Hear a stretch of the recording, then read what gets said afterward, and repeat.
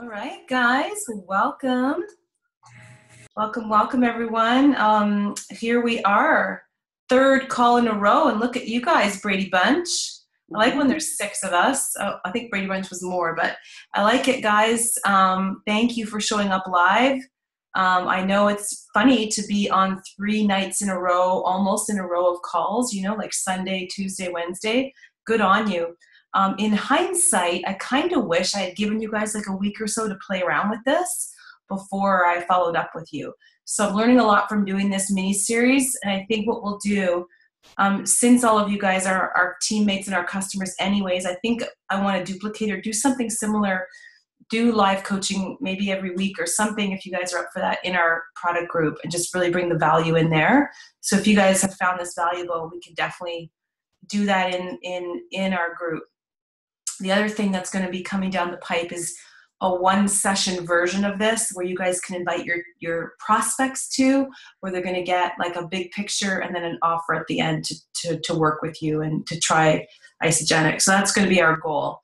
So we're kind of playing around with this. So for those who are listening to the recording, if you're not currently using our program and you want to take your game to the next level, and you want those low glycemic meals and you want to cut out sugar and flour and you want an easy way to start doing it, reach out to the person who invited you to this and they can set you up and they can help you out. So I just want to review a couple things, and then we're going to get into anyone who had any questions or any aha moments. First of all, let's just talk a little bit about balancing hormones, right? Because that's the number one thing, the hormones that affect not all your hormones, but your insulin. What we want to do is keep your insulin levels as low as possible. And it's raised, our insulin, every single time that we eat. So we want to make sure that we're eating foods that aren't going to be constantly raising our insulin. So it's artificially raised, right? Artificially raised your insulin when you eat flour and sugar. So those two things in particular will really skyrocket your insulin levels. And liquid sugar in soda. So if you're a pop drinker, that's one of the main culprits of insulin excess. So if you are working with teenagers or somebody who's really struggling, or if you yourself are struggling, one of the fastest ways to help someone with insulin sensitivity is to take sugar drinks out, whether it's the Starbucks drinks, the pop, stuff like that. So it's a really good starting point. When I'm coaching with someone, I'm like, okay, let's start getting your body ready. We're going to start cutting out sugar. We're going to start cutting out pop. Get those things out right away. I just drink carbonated water, which tastes just as good. So by eating little to no sugar, your insulin is going to drop dramatically.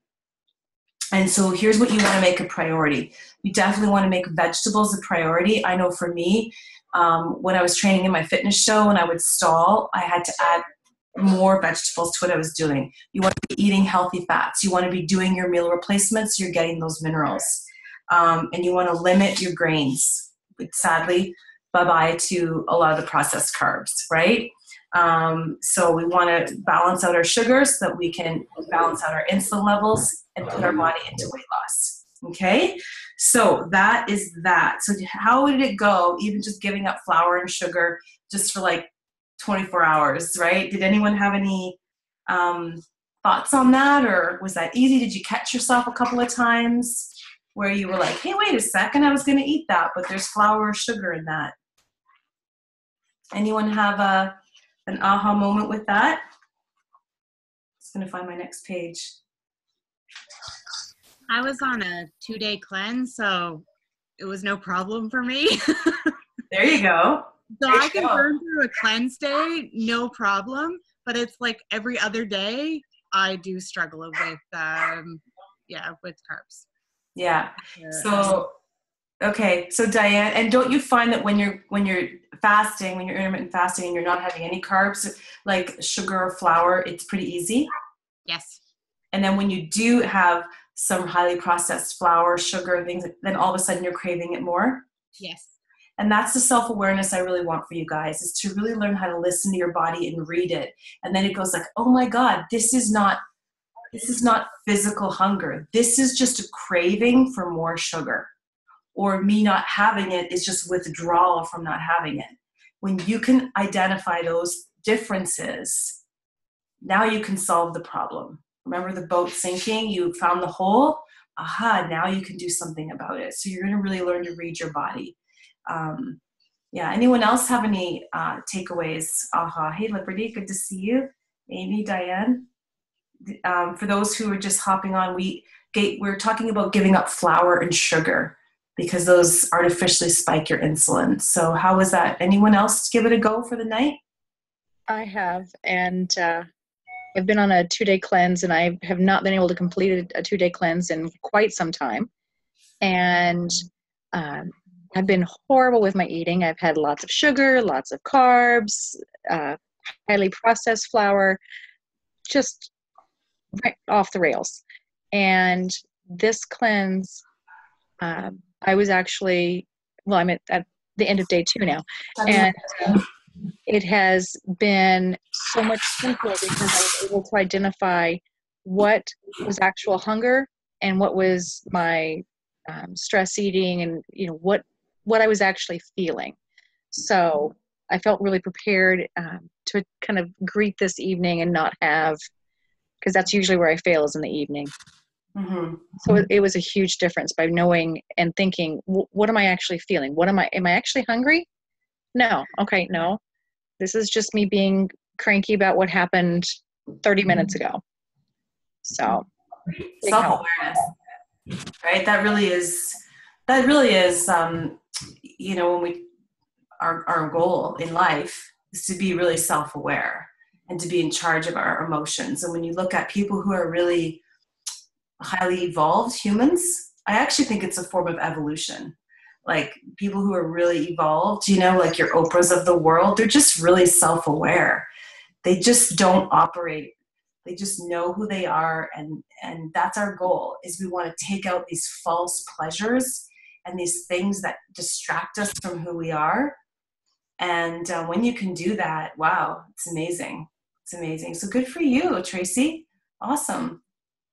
You're going to feel amazing tomorrow after 2 days of fasting. Yeah. That's awesome. I love it. Diane, Liberty, Amy, anyone else? Sue, anyone else have a chance to cut out some flour, sugar, or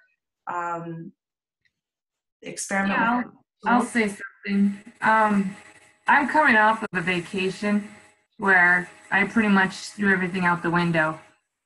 And so to get back into it, it's hard to break that cycle. Like once you have sugar, it's an addiction, the sugar. So to get myself off of it, it's been hard. And then I had to do a cleanse for a medical procedure, not our cleanse. So I had to give up taking everything. I couldn't, I didn't do ionics. I didn't do my vitamins. I didn't do anything. So today I started doubling up on the ionics, and I can actually say I feel much better now that I'm getting that back into my body. And hopefully I'll do one of our cleanses once I get a few shakes in me to get back. Yeah. And that's the quickest way to really break that cycle, is to get into some intermittent fasting, right? And that's really the benefit of that. Don't mind me for looking down because I'm just looking at some of my notes here. Yeah, so Liberty's saying so many have these struggles. I think they're really universal. I think, unfortunately we live in an environment that really supports this. So it really sets people up to fail. So we have to be self-aware, right? So looking at our fog eating, our storm eating, things like that.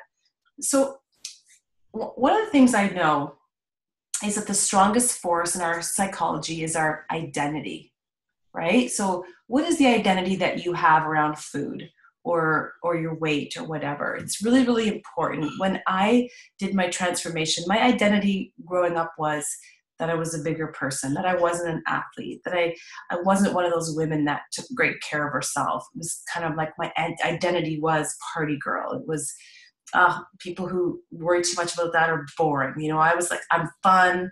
I'm a fun-loving person. This is my lifestyle. Like I really identified with that, and the idea of being someone that didn't really eat processed sugar, flour, and stuff like that, that made me, like, that felt really uncomfortable for me. So I want you to think about, what's the identity that you have right now around food and your weight? And is it serving you? And what's the identity that you want? So again, we're moving out of the past and into the future. There's somebody who's been where you are and made a massive change. Let's say you're still struggling with your weight. There are people who've been where you are who've made a change. So if it's possible for them, it's possible for you. But it starts with your identity. What do you want to be known for in this area? Like Shannon, I see my beautiful Shannon Phoenix here who lives down the street. And her identity was before, I'm a girl that eats at McDonald's. Like, I'm a McDonald's eater. Probably she didn't shout it from the rooftops, but in her mind, that was like one of her habits. That's how she identified herself. And people who knew her probably knew that about her. And that was kind of part of her identity. If they maybe saw her showing up with something super healthy, be like, what's going on with Shannon? That doesn't like line up. But now her identity, 6-7 months later, she's a gym rat. Like, she's at the gym, she's eating clean, she's absolutely glowing. Her whole identity and who she is has completely shifted.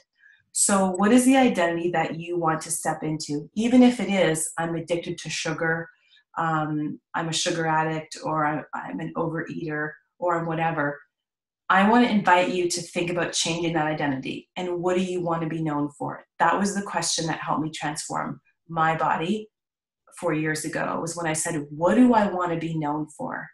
And I said, I want to be one of those women that takes exceptional care of themselves. I want to be that girl. And so that's really what made it for me. So does that make sense to you guys? Do you have any thoughts about that? Are there parts of your identity that you'd like to let go of? So having like an identity that, like, for the longest time, I used to feel like, well, it doesn't matter what I do, whether I eat healthy or not, my weight doesn't come off. So I don't know necessarily if I would say to myself, I'm just the fat girl, but I think my belief was more like, I just don't change. Does that make sense? Yeah. So probably buried underneath a layer of that is, I'm a person that struggles with weight. I'm one of those people that doesn't lose weight. Yeah. I'm a woman that can't lose weight. And so, even though I've totally lost weight in the past, yeah, I know it's possible.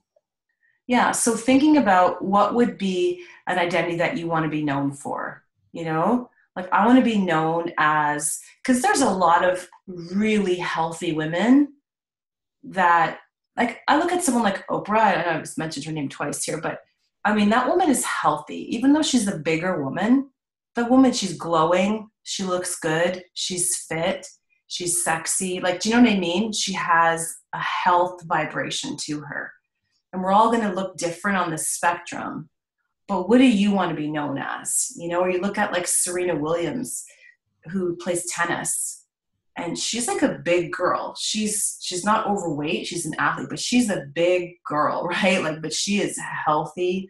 So we're all going to look different. But you could change your identity to whatever you want it to be.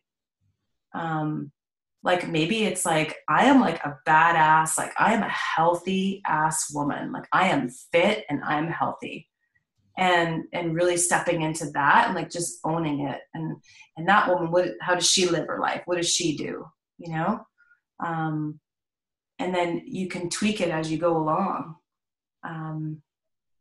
So I don't know, it's just something to think about. Because I think that's the most compelling thing that's gonna drive you. Jody, I presume that your identity is completely changed. It has, but at times I still feel like the fat girl, if you will. Okay. Yeah, like I understand I've lost 55 pounds. I've been able to keep it off. I feel better. But sometimes I look in the mirror and I still feel like I did 55 pounds ago. Mm-hmm. But I know that's like my self-esteem and self-confidence, which I need to work on. But I'm totally excited. I found a gym I'm going to go to today. So. That's good. So let's number one, find a new identity. And then number two, you're going to commit to thinking that. Okay. So when I said, I'm a woman who takes great care of myself, I am an athlete, I am an isobody finalist, I committed to thinking that thought every single day. So what is the thought that you want to believe about yourself? And like, what excites you? Like, I am what? Like an IsaBody finalist. I am an athlete. Like, I am a woman who, fill in the blanks. That's what I want. I want to be athletic again. I used to be really athletic throughout high school and even after high school. I did have a part of my life that I fell into a deep depression after my grandmother passed away, and that's why I gained like 60 to 70 pounds. And then I struggled with getting that off. So I'm starting to feel like more like I did when I was younger. So yeah, I'm looking forward to being who I was before, the outgoing, the fun person, the athletic person, you know, very confident person. And I'm getting there. It's slow, but I'm okay. So how about this? So I am a, whatever it is, I am a confident athlete. When you think that thought, how does that feel? When you like think that in your brain, that's pretty exciting. how does that feel for you? That feels incredible. Like it's exciting, and that's what I want. Doesn't it just make you want to stand up straighter or something? Like, I don't know, like sometimes I will say that to myself, thoughts like that, and they just make me want to like sit up and, right? Makes me want to start the gym now instead of tomorrow. Yeah. And so like you can train yourself to think that thought. So every time you go into the gym, you can say that to yourself. I used to have this weird thing in my head that every time I went through a door frame, I would tell myself, like, I am, and then whatever, I'd fill in the blank, right? Like, I am powerful. I am confident. And I use the door as a trigger. So I was conditioning my brain, right? So you can just say, like, I am an athlete. I am an athlete. I am a whatever it is. And start conditioning and commit to thinking that thought every single day. It will create a feeling in you. And from that feeling place, you're going to take massive action. And then you're going to get the result. And what's the result going to be? IsaBody winner. IsaBody winner. IsaBody finalist. IsaBody winner. And then you prove the result true. So Tracy, what do you want to be known for?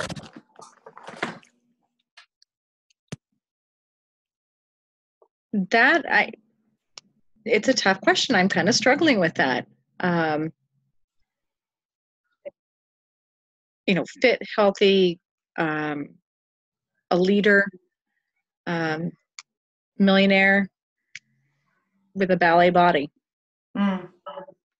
So like, I am a woman who, or I am, because you have a lot of presence, right? Like you do have a lot of presence. So like, I am a powerful leader, who takes great care of herself.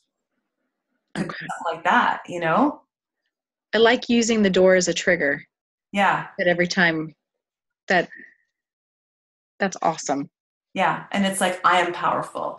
And like, if you feel like you're stuck with your weight, it could be like every time you walk through the door, it's like, I am easily losing more and more weight every day. I am easily transforming my body. When I did, my trainer was trying to get me to get a bigger butt. Did I tell you guys this, Paul Anthony? And he was like, I want you looking in the mirror and saying, my ass is getting bigger and bigger every day. I'm like, I am not saying that. He goes, no, every girl needs a booty. He's a black guy, right? You need a big booty. I was like, oh gosh. So he literally had me stand in the mirror when I did my IsaBody. And every morning I would look in the mirror and I would say, I'm getting leaner and leaner every day. I'm getting stronger and stronger every day. I couldn't bring myself to say my ass is getting bigger every day. But it was like, every day I spoke into myself what I was creating. The biggest changes in my life have been that way. I'm sure, Wendy, it's the same with you. When you've made those massive like moments in your business and in your life, like when the weight was just falling off you, it's just like your head is all in the game, right? It's all in the game. And it starts with, what do you want to be known for, right? Anyone else have a comment or a thought about that, like, or wants help with that? So that's going to be your homework, is really coming up with your identity. What do you want to be known for, right? This is a new season. This is a new chapter for you. Okay. We're going to talk about one more kind of concept, and it's the concept of false pleasures versus well-being living. Okay, so false pleasures, this is where people, and I've lived in a land of false pleasures where we're looking for that immediate gratification. We're looking for food or sugar or things like that to give us that kind of that feel-good feeling, right? And so what happens is when we use that over and over, the overeating or the over-drinking, it becomes a habit, as you know, right? It becomes a habit, and it becomes something that you're craving, and it's really hard to break. So what I want to invite you guys to do is start thinking about what are some pleasurable things that you can bring into your life that don't involve food or alcohol. And this is a tough one, because we're so conditioned to do that. So I'm just going to find my page here. So well-being living. So when you are living in a place where you're no longer emotionally addicted to food, things are going to look really different for you. When you take that out, when you take out the buffering, you're going to be left with a lot more. After you get through the discomfort, you're going to be left with more joy. You're going to be left with more self-awareness. You're going to be left with more money. You're going to be left with more time. You're going to be left with more compassion. You're going to be left with a lot more feelings and things that you can do. I want you to think about the money that you've wasted, the time that you've wasted, the mental energy that you've wasted struggling in your head with this. Is it a lot? Is it a lot of time and money? Is it a lot of mental effort? What if we could take that mental effort, that money, that focus, and cut it in half? Right? What difference would that make to your life? Where else could you put that energy? Right? I mean, I know for me, this is something that I still work on, right? And so the money and the time is so true, right? What happens is when you take that buffering out, when you take those things out, you're left with those raw emotions, and you're going to have to find a way to deal with them. So that's when you get into the conversations. Find your circle of friends, your girlfriends, your partner, your journal, your Facebook group.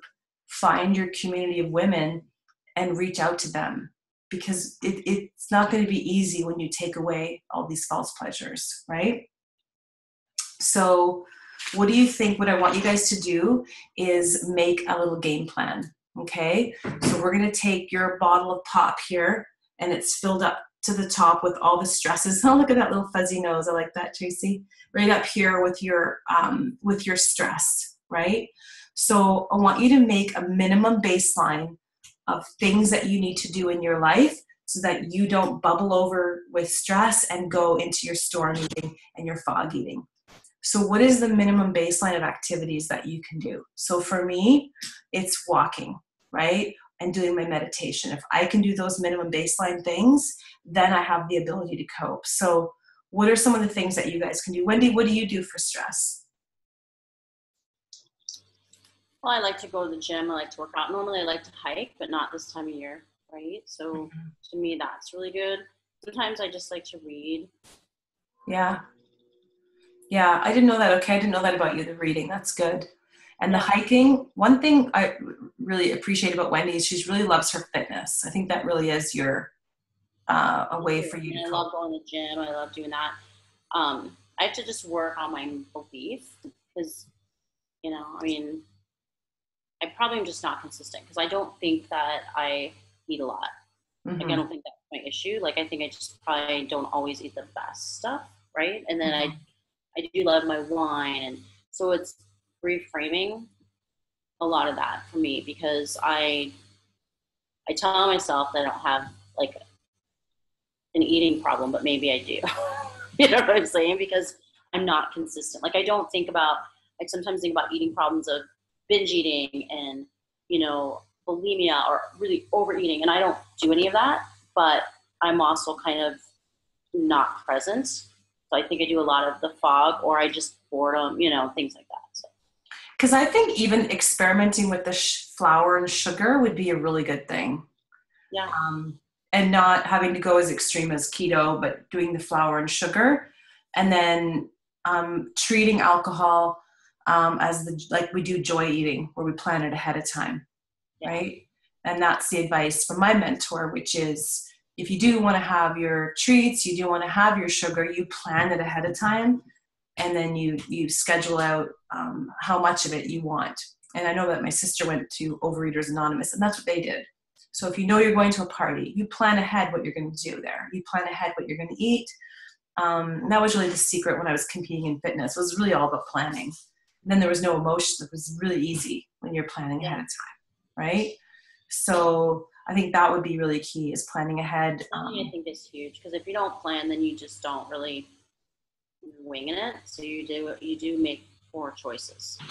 Yeah. So think about the minimum baseline for you and for all of us. Like, what is the minimum baseline for, how you're going to eat, and maybe or what you're going to drink. Maybe it's water, maybe it's sleep, maybe it's your stress relievers.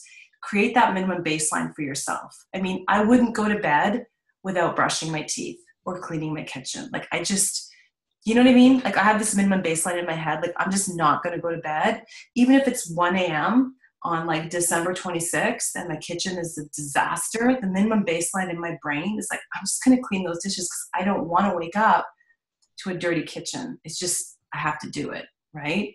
So what is the minimum baseline that you want to have for this? So maybe it's like, you know what, no matter what, I'm going to get my water in. No matter what, I'm going to have my vegetables. No matter what, I'm going to have my meal replacement. No matter what, I'm going to cleanse 1 day a week. That's just going to be my minimum baseline. It's like brushing my teeth. So find something that's going to serve you, and then it takes out the decision making, that decision fatigue. Should I work out? Shouldn't I? This is what I struggle with for working out. Should I work out? Well, you know what? Maybe I'll work out later. Well, I could spend 10 minutes coaching myself through working out instead of just having a minimum baseline. This is what I do. And there's no decision, right? And then soon that becomes normal. So what are some minimum baselines that you guys think would work for you? Or have you created some new ones in the last little while? Amy, I was noticing how fit you are. You probably have some minimum baselines that you have or that you've developed over the last little while. I am very consistent with everything. I'm like a robot. I pretty much do my workouts. That's my minimum baseline. If I don't, you don't really want to be like around me. So I get my workout. I just worked out tonight, which I normally do in the morning, but that's why I had to eat while you were talking. I get my water in.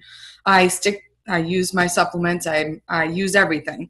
So really why I was a part of this is because I will then want to eat at night when I'm alone and no one's around.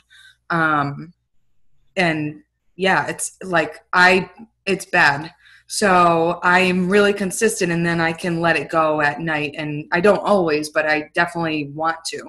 And I think Tracy was talking about doing the cleanse, and Sue was maybe too. So I did a cleanse day yesterday, and I had something that was upsetting me at night. And I was like, well, I can't eat. And obviously I made it. I was fine. But normally if I wasn't doing a cleanse day, I would have found something somewhere in my pantry to eat for whatever reason where I don't need it. So I was cleansing. I folded laundry. I took a bath. I read, and I lived through it. So I know I don't need to do that. It's just I need to talk myself through it and stop myself. It's just I know what I'm doing when I do it. It's just not doing it anymore. Well, kudos for you for getting through it. Here's a great question you can ask yourself, and you can say, what am I feeling? Like in that moment when you're kind of like, instead of saying, how am I feeling? Just say, what am I really feeling? Like, what am I really feeling? Like, what is this? Because I don't know if it feels like tension inside of you or like you get pissed off or whatever it is. Yeah. And then when you say, what am I feeling? Then you can identify the thought or the feeling that, okay, that's probably important because I think I just don't acknowledge thoughts. Like I don't let myself think it through. I don't put words to it. I know what I'm feeling, and I don't know how to explain it, but yeah. And so what can happen? I know Wendy, you've sat through so many times with me saying this stuff, but it's kind of like beach balls that we hold under the water. So like last night you had something come up, let's imagine in a beach ball, you push it away, you don't acknowledge it, push it under the water, something else, push it under the water. All this energy is like, and that's repressing, right? Is you're pushing things away, you're not looking at them. I don't want to pretend they're not there. And then when your guard is down, when something happens or you're up too late or stress, then these balls all come popping up, right? It's like this. So that's why I recommend the morning pages, which we talked about on the first class, writing that out and letting those beach balls pop up and letting it all come out on the paper so that you're very well equipped to deal with it. Yeah, I'm going to try that. Yeah, I think that would be helpful. Yeah. So, yeah. So just to review, we talked a little bit today again about continuing on with the sugar and flour. Give it a good go, right? I know some of us are going to celebration. It might be, might not be the easiest, might not be the perfect week to do it, but I really want you to play around with that, with the, reducing sugar and flour, cutting it out, and really trying to avoid too much snacking. We don't want to keep raising our insulin unless you're training and you have a plan from a specific trainer. Also, we talked a little bit about your identity and being future focused, because a lot of times when we struggle with weight, or when people do, they tend to always look in the back or behind them. So we want to look at the future and what do you want to be known for, right? You guys have another 50 years on this planet. What do you want the next 40 or 50 to look like? What do you want to be known for? Like, I want to be known as that really fit, healthy person in my community, right? I want to be known, like I want to be the woman who's walking really well, and right? Oh, good. Sue did some 3 pages of writing. Good for you. So what do you want to be? And did you do it, Wendy? And would you come up with anything? Yeah. I mean, for me, I was feeling really stuck in a lot of areas. Like I just had so many things going on. And so it helped me get more clarity, and it actually helped me to to do some things that I've been putting off, right? So I could open up space to do more of what I want to do. So, no secret that I just went through a divorce last year. Like, there's so much to changing your name. Oh my God. So I was on the phone with the Arizona Department of Revenue, the IRS, blah, blah, blah. So it just was things I was putting off because I knew it was going to be a pain in the ass. But I did it, and now I feel so good. Like, it's done. But I was like writing out, and I'm just like, why am I not doing these things that I know I want to do? And it just came to me. Like, I have all these things that are stuck for me. So I took care of a lot of that today. That's so good. It's really about moving the energy around. Hey, like it's almost like I'm visualizing like a plug or something. Like you just rip the plug off and then let that stuff come out, and now you can create movement. Yeah. Right? So good. Well, Wendy, I'm going to commit to doing them with you. Okay, the morning pages. Okay, and I'm going to start doing them again too. Okay, and see what comes out on my paper. Sue, did it help you, the morning pages? Oh. You're muted. Can you hear me now? Yeah. Yeah, it's kind of like gave me some clarity on a lot of stuff that was in my head. So putting it on paper just kind of made me see it pretty clear on some decisions I'm trying to make. So I may be leaving Arizona. Oh, wow. Yeah. Wow. What? Yeah. It's too hot. Yeah, it's just smoking hot down there. Too hot and dry. Yeah, well, you have good hair when you're down there. That is the upside. Yes. But I get it. Yeah, I mean, God, it's like having a conversation with yourself when you do the morning pages. So guys, if you get nothing else from this, look at the identity that you want to create. Write your morning pages. Classify your food, right? Fog eating, storm eating, joy eating. Look at what's triggering your eating. Is it a craving? Is it withdrawal? Is it physical hunger? Keep your insulin level down low. Eat a higher fat, higher protein diet. Get the minerals in and do intermittent fasting. And when you do those things long enough and you have your minimum baseline, Don't you think over time that would make a difference? Yes. And here's what you can expect. The amount of food that you overeat will be minimized. What if it was half the amount? The frequency, how often you do it, is going to be reduced, right? The intensity of it, how emotional you feel about it, is going to be reduced. That's the process that I went through. It doesn't mean it doesn't happen to me, but the frequency, the intensity, and how long I spend in that place is greatly reduced. And you guys can do this. I know that you can. So I want you to know that it's a journey. It's been really fun for me. I know that some of you have to go.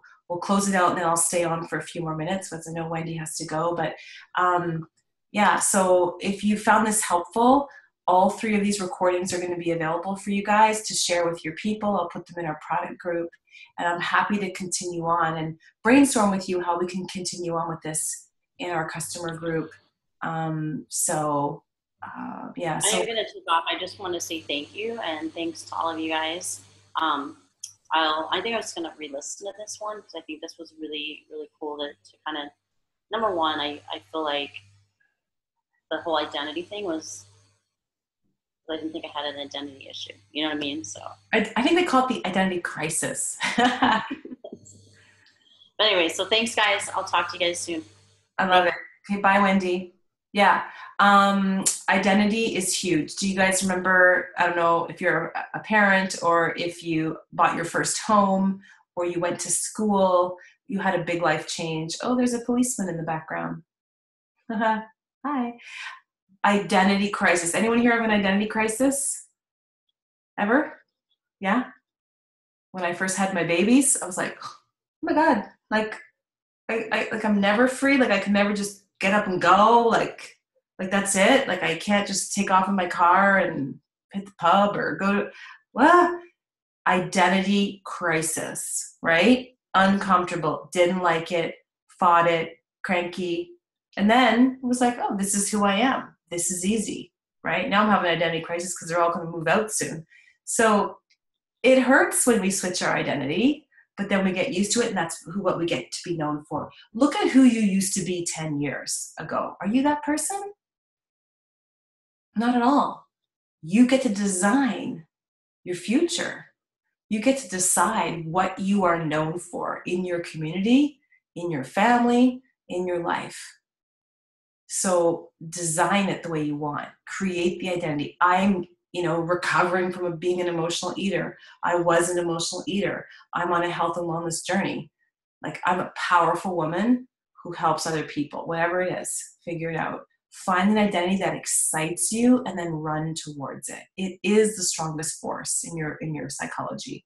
And if you have kids or you're working with other people, find out what their identity is and ask them if they're happy with that, right? Is that the identity that you want to live into?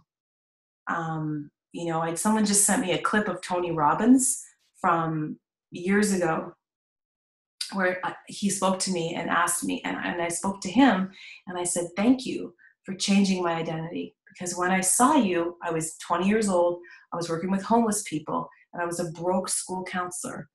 And I wanted to go to your event, and I had no money. And I phoned your company, and they gave me 5 free tickets. 2 for my brother and I, and 3 for the homeless guys that I was going with. And I remember going to the Tony Robbins event. We sat in the back. I didn't have any dressy clothes. I had no money, but I got a lot out of it.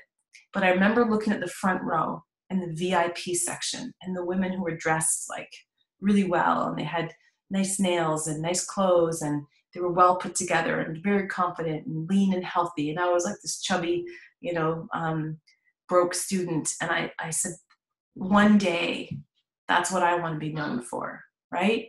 One day, that's what I want to be known for. So, and I created that. So look into your future. What do you want to be known for? Write it down and then live into it today. So you start acting as if today.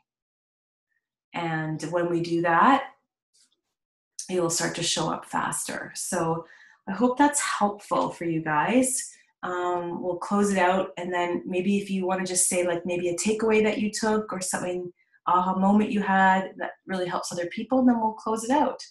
And you only have to share if you want to. Yeah, thanks, Liberty. Thanks for joining us. Appreciate you. And Jody, you want to write something there? Takeaway? Got a new identity. Amy, I think yours is going to be maybe just that, like allowing the, like when the robot's not there, when you allow yourself to relax, letting some of that stuff come up, right? You're very regimented, which is amazing. Yeah, I think you're right. That's just let it come up. And I'm going to definitely start writing. And I have not been doing a lot of work thinking of like what I want my identity to be. I've kind of pushed it aside because I feel like I feel like it's not happening quick enough. So then I like kind of let it go. And then I have little setbacks, like with the gentleman that we were talking to that bothered me and it shouldn't have. And so maybe that will turn around, but little things like that I need to like not let bother me so much. Well, and how we do that is we find the thought. It's like, what is the most painful thought about that situation, right? It was like, I did something wrong, or, I mean, even I was like, that was kind of weird. Like what I went to, we had a situation where something unusual happened. So I go to curiosity instead of self-judgment. It's like, oh, I'm really curious. This unfolded this way. Wonder what that's about. But if you're struggling with something, find the most painful thought, and then we work on it. We coach ourselves through it. We change that thought. We find a better thought. So what is the most painful thought, Sue, about what's bothering you? I mean, you don't have to share it right now, but like if you could dial it down to one sentence in your brain, it's usually one sentence that we think over and over, right? So for me, when my father committed suicide, and I had one thought that was really painful, that I couldn't let go of, the one thought was, this shouldn't have happened, this shouldn't have happened, this shouldn't have happened, right? So when I was able to identify the most painful of all of those thoughts, then I could change it, right? And I was able to say, maybe that was the plan. Maybe that was all along God's plan for him. How do I know? Maybe this should have happened on some weird level. How do I know, right? So you find the most painful thought and you find a way to turn it around. And it just gives you so much peace. Because the event is there. You can't change it. I couldn't change that, but I could change my story around it. So it's like, oh, maybe that should have happened. Like maybe he was in so much pain that in that moment, boom, he was in bliss and joy and heaven and awesome. And I don't know, like the happiest he's ever been. And, and who knows, who am I to say? Maybe that was like the best thing that ever happened to him. Right. And I don't know. Right. But I actually feel way better thinking that thought than focusing on that shouldn't have happened. It doesn't matter what I think, because nothing changes. So I choose these thoughts about it. I choose to think that maybe that was like really awesome for him actually in that moment, that he, like, I don't know what bliss and joy, like ultimate feels like, but I believe in heaven. So that must be awesome. Right? I don't know. So find your most painful thought and find a better feeling thought about it, right? So like I have people that come to me and they want to lose weight. They're like, oh my, like I've had people, the tape measure doesn't fit around their stomach, or they're like, oh my God, I weigh 350 pounds. I go, that is so effing awesome. And you know why? Because today is the last day that you will ever weigh that. That's so exciting to me. Do you see how we can take, like, this is the last day that's ever going to happen for you? How awesome is that, right? How awesome is that? It's like, my business is failing and nothing is going right. Like, it's so awesome that you know that. And from the bottom, the only way to go is up. Like, this is so exciting because now everything is a win. Everything that you do is just awesome, right? So anyhow, I'm going on. Don't want to bore you guys. So awesome. So if you guys, anyone who's listening to the recording and you want more of this, join our little community, come into our product group, come into our customer group. We'll be doing even more of these calls. And yeah, and if you really liked what I'm doing, I got a lot of my training from my mentor, Brooke, and she has a great podcast. It's called the Life Coach School podcast. I've worked with her for over 10 years. I'm one of her certified coaches. She's trained me in so many things. So the Life Coach School podcast has some great stuff if you want to fill your brain with all sorts of awesome things. Okay? So have an amazing night. I'm going to upload this. And for those who are going to Nashville, I look forward to seeing you in Nashville. That's going to be awesome. And we'll catch up with all you guys later. Thanks so much. It makes me feel good that you showed up. Thanks. Thank you. Thank you so much. Oh, I just want to say one more thing. Diane, I don't know, this, yeah, so the mind asks lots of questions. One more thing on that. If you ask, let's just say shitty questions, you get shitty answers. Why did I do this? How come it's so hard? What's wrong with me? Your brain's going to find a poor answer, right? How about ask your brain a better question? How can I improve this? What do I need to do differently, right? How can I make this situation better? Oh my God, I haven't been following, I've been on sugar and flour for days. Okay, not why am I doing this? Like, how can I turn this around? What do I need to do, right? Just ask better questions. So, and usually the word how is a good way to ask. So, all right, guys, have a good night. We'll catch y'all in about a week or so. Okay? Good night. Thank you. See you soon.